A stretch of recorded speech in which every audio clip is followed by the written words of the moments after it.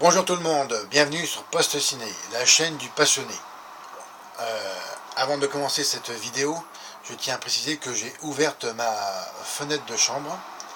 Alors si vous entendez du bruit, bon, c'est normal, c'est la rue qui s'exprime. Cela dit, je vais aujourd'hui vous parler d'un film que j'ai vu récemment à la télévision française. Il s'agit de Les aventures de Tintin, le secret de la licorne, en 2D. L'histoire. Tintin, un jeune reporter belge accompagné de son chien blanc Milou, achète une maquette de la licorne à bon marché, dans une brocante en Belgique. Il est immédiatement accosté par Barnabé et Ivan Ivanovitch Sakharine, qui tentent de racheter le modèle réduit, mais sans succès. Tintin rentre chez lui, mais la maquette est cassée, lorsque Milou chasse un chat qui s'était aventuré dans l'appartement. Alors que le bateau se brise, un petit parchemin qui était caché dans l'un des mâts tombe sur le sol et roule en dessous de la commode. Alors, lors de sa sortie en ces fêtes de fin d'année 2011, il était présenté en 3 dimensions et bien je n'ai pas voulu le voir, ce film, en salle, parce que en fait bon, un dessin animé en 3D, bon, ça m'intéressait pas plus que ça. Presque 4 ans après, et bien après l'avoir vu en 2D, j'ai trouvé que c'était un bon divertissement. Alors, une fois n'est pas coutume, les films d'animation, c'est vraiment pas mon genre. Mais là, eh bien, comme il passait à la télé, je dis oh, ça mange pas de pain, hein. Autant l'enregistrer puis je le regarderai.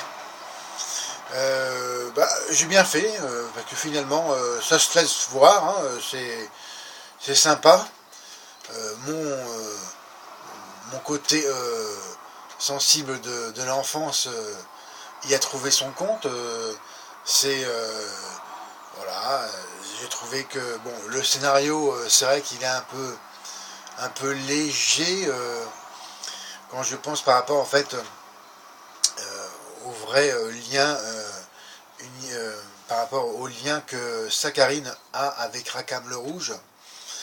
Ouais, j'aurais voulu peut-être un peu plus de développement là-dessus, mais bon, le scénario, oui, c'est vrai que j'ai trouvé qu'il était sympa. Alors, il est présenté en fait il est expliqué dans ce que j'ai trouvé sur internet que il s'inspire de 3 albums d'Hergé, à savoir La Licorne, enfin Le secret de la licorne, le trésor de Rackham le Rouge et Le crabe aux pinces d'or. Concernant ce dernier album, à part la séquence dans le désert, j'ai trouvé, enfin, ouais, vraiment, à une séquence vraiment particulière dans le désert, j'ai trouvé vraiment anecdotique cette référence par rapport à cet album. Les 2 autres sont plus mis en relief. Pourtant, il est quand même bien mentionné que dans tout le scénario dans tout le développement du scénario de ce film, que en fait uniquement l'album d'Hergé, Le secret de la licorne, était mentionné et vraiment légèrement abordé le trésor de Rackham le Rouge. Après bon, ce sont que des précisions, hein. Ça n'empêche pas que bon, c'est un bon divertissement que je recommande pour toute la famille, car comme dit le vieil adage, Tintin, c'est pour les 7 à 77 ans. Hein, ça fait un large éventail. Enfin, c'est ce qu'on disait. Déjà quand j'étais petit, j'entendais cet adage. Alors la 3D, c'est vraiment un appel que je lance, car je regardais les autres vidéos sur YouTube concernant ce film d'animation. C'est légèrement abordé. Vraiment, je voudrais savoir si c'est que de la 3D de profondeur ou avec effet 3D, c'est-à-dire qui sortent de l'écran. Ces personnes qui l'ont vu au cinéma ou qui ont chez elles un téléviseur 3 dimensions, est-ce qu'ils peuvent me le dire si vraiment eh bien, on en a pour son argent. Le jeu des acteurs, ben là, bon, ça me gêne de parler de ça parce que un acteur, eh bien, c'est quelqu'un qui est physiquement représenté à l'écran. Mais là, bon, c'est quand même différent parce que c'est un film d'animation. Cependant, Andy Serkis, qui a doublé le capitaine Haddock, c'est-à-dire qui a fait la motion capture, hein, la capture de mouvement en français, j'ai trouvé que c'était pas mal, mais je pense quand même que l'ensemble des expressions de visage sur les personnages, c'est pas vraiment très poussé.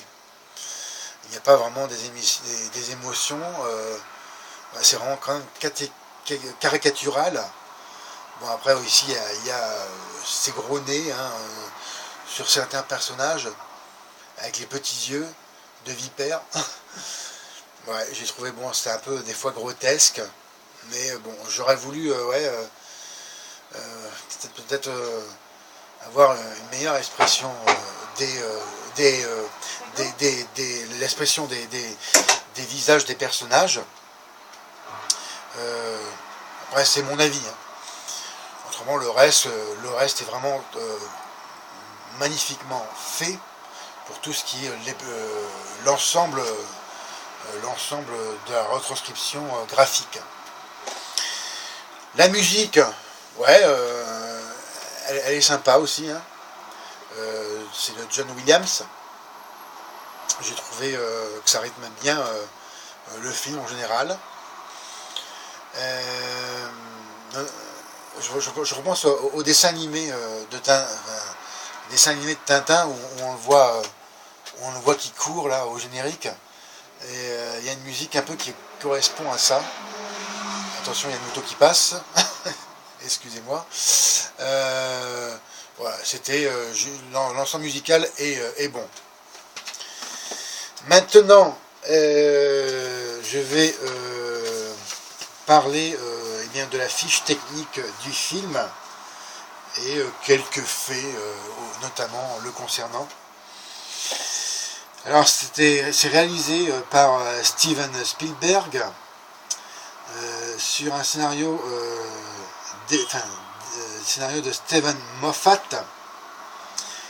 et Joe Cornish, avec pour les acteurs principaux Andy Serkis, Nick Frost, Simon Pegg et Daniel Craig. Je tiens à préciser que le seul rôle féminin à l'écran, au moins qu'il y a une réplique, elles sont pas longues, d'ailleurs ces répliques c'était peut-être 2 ou 3 phrases, c'est la Castafiore, ici personnage complètement